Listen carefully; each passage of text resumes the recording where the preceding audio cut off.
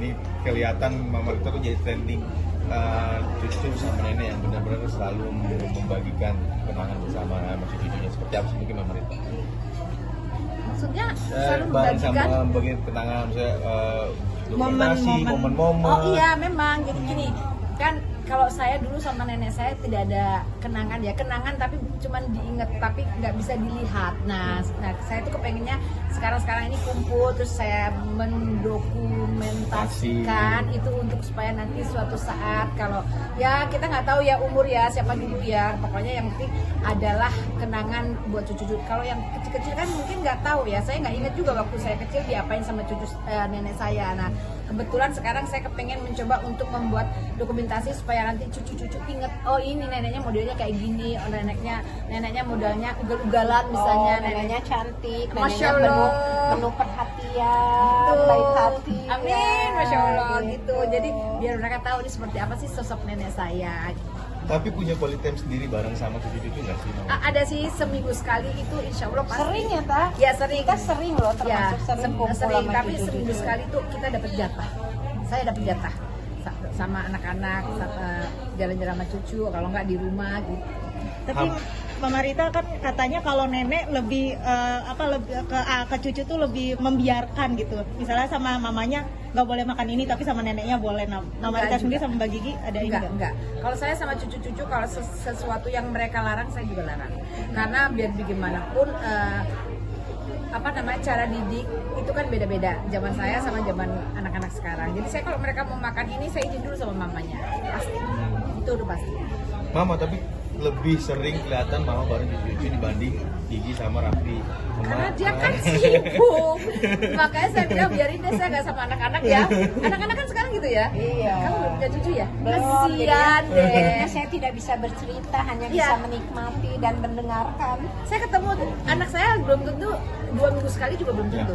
Jadi kalau ketemu itu kalau misalnya mereka ada acara, kalau nggak mereka ada di mana kebetulan lagi makan atau apa, mama aku dekat rumah mama, mau ketemu nggak di sini gitu. Kalau untuk menyempatkan waktu kayak sih mereka kayaknya pada sibuk-sibuk sendiri. Tapi sampai satu rumah Mama tuh kalau misalkan penuh cucu tuh semuanya rame banget ya. Oh seneng banget dan Luar biasa, luar maksudnya. biasa. Kalau bisa saya setiap hari juga mau sama cucu. Kita tuh dari dulu senang anak Anak kecil. kecil, iya. Kalau bisa ngumpul tiap hari Iya ya Ta. benar. Senang banget sama anak kecil. Tapi kayak misalkan aktivitas nih, misalkan Mama ada aktivitas seperti ini, lebih baik ketemu cucu di udah aktivitasnya atau gimana? Jadi kalau misalnya ini acara sudah lama, saya pasti akan datang, dan mereka kalau datang kan pasti kasih tahu dulu, oh jangan sekarang kita ada acara gitu loh. Tapi kalau mendadak biasanya saya izin, saya nggak jadi datang ya karena cucu saya ada di rumah. Biasanya segitu. Kebanyakan sih gitu yang saya tahu, Iya. semua di cancel. Iya. Yang penting ketemu cucu. Ya, Itu lebih penting. Iya benar. Cuman kalau mereka kan datang kan kita udah tahu sehari sebelumnya atau 2 hari sebelumnya aku kasih tahu. Oh Tita nggak bisa hari ini, besok tuh Tita ada acara gitu. Mah, jadi seorang nenek yang aware gak sih, kadang anak-anak kan sibuk banget nih, sampai pernah nggak kepikiran udah titip aja gitu ke Oh itu dengan senang hati Pak. Dan sering. Tapi anak-anak sekarang mencoba untuk ada papanya misalnya. Jadi kalau misalnya nih Gigi atau Caca yang ibu-ibunya pada pergi, terus saya bilang titip aja ke mama. Ada ayahnya kok, ada papanya kok.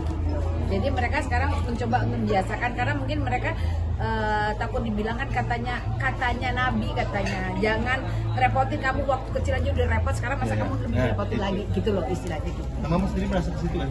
Oke, gimana nih Mama nih? Enggak, kalau saya Nenek. selalu nawarin, nggak apa-apa lah di mama aja, nggak apa-apa lah kasihan Pak, ada ayahnya ada ibunya gitu. Saya selalu nawarin. Kalau zaman dulu awal-awal sih memang ya Gigi banyak nitipin kalau dia pergi. Tapi kalaupun itu kalau dia lagi pergi sama Raffi misalnya dititipin ya. Tapi sekarang enggak, karena mereka kan udah ada adiknya. Jadi kalau semuanya dititipin, ada kakaknya sekolah dia pulang, adiknya dititipin, saya Rayansa yang dititipin. Kasihan A-nya nggak ada temannya di rumah.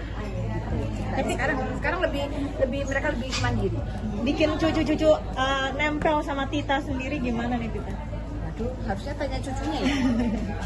Aku nggak ngerti. Dulu bicara soal cucu. Nggak tahu, harus tanya sama cucu itu. Kalau saya biasanya ya cuma main bareng gitu. Mereka suka apa ikutin. Gitu. Atau treatment manjainnya gimana nih Tita? Enggak sih, sebenarnya saya kalau dibilang manjain enggak. Jadi kalau misalnya boleh beli mainan enggak, saya tanya boleh dibeli mainan enggak?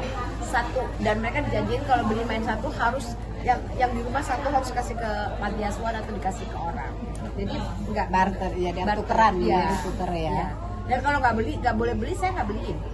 Tapi sempat ini nggak sih punya momen negur cucu mungkin kalau karena dia salah atau gimana? Marahin gitu. Nggak Tapi marahin nggak sih, sih, Mami itu? sebenarnya nggak dimarahin, cuma dibilang nggak boleh, misalnya lonjat-lonjat di ini kan, masalahnya kita harus kasih tahu bahwa kalau lonjat-lonjat di kasur itu nanti kakinya keceklik, bukan nggak boleh gimana, jadi kasih pengertian iyalah pasti.